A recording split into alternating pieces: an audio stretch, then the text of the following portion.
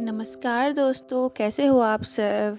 आज मैं आपके लिए एक नई कहानी लेके आई हूँ। तो चलिए शुरू करते हैं, लेट्स गो।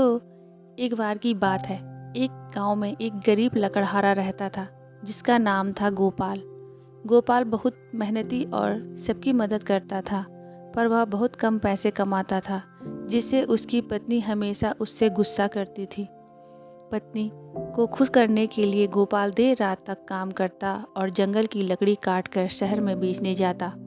एक दिन गोपाल को लकड़ी काटते काटते बहुत देर हो जाती है और जंगल में वह रास्ता भटक जाता है। जब वह बीच जंगल में जाता है तब उसे एक साधु मिलते हैं जो भगवान का जाप कर रहा था। जैसे ही गोपाल साधु के पास जाता है, साधु गोपाल से कहता है, आ गए गोपाल, मैं तुम्हारा इंतजार कर रहा था। बड़ी भूख लगी है, जो तुम्हारी पत्नी ने खाना दिया है वह मुझे दे दो।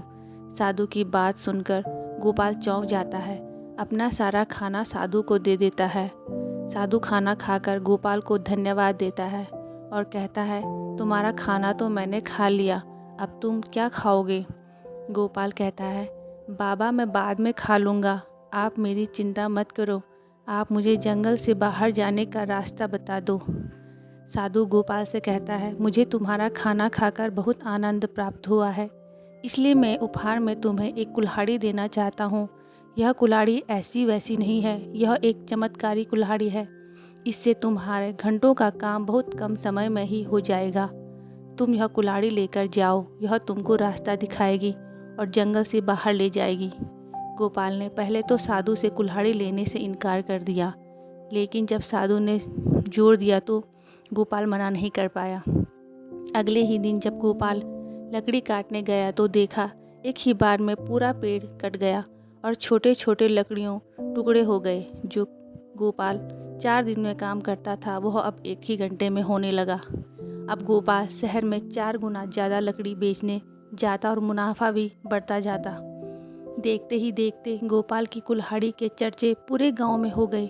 एक दिन गांव के मुखिया ने गोपाल को बुलाया और कहा, गांव और शहर के बीच में जंगल है, तुम उसमें से सड़क बना दो ताकि गांव वालों का भला हो जाए। गोपाल मुखिया की बात मानकर ऐसा ही करता है और कुछ दिन में ही सड़क बन जाती है और गोपाल सारी लकड़ियां बेचकर अमीर बन जाता है और गांव के लोगों को सड़क मिल जाती है, जिससे वह पूरे गांव का नायक बन जाता है। अब वह उसकी खुशी जान सेवा में अपना जीवन बिताने लगता है।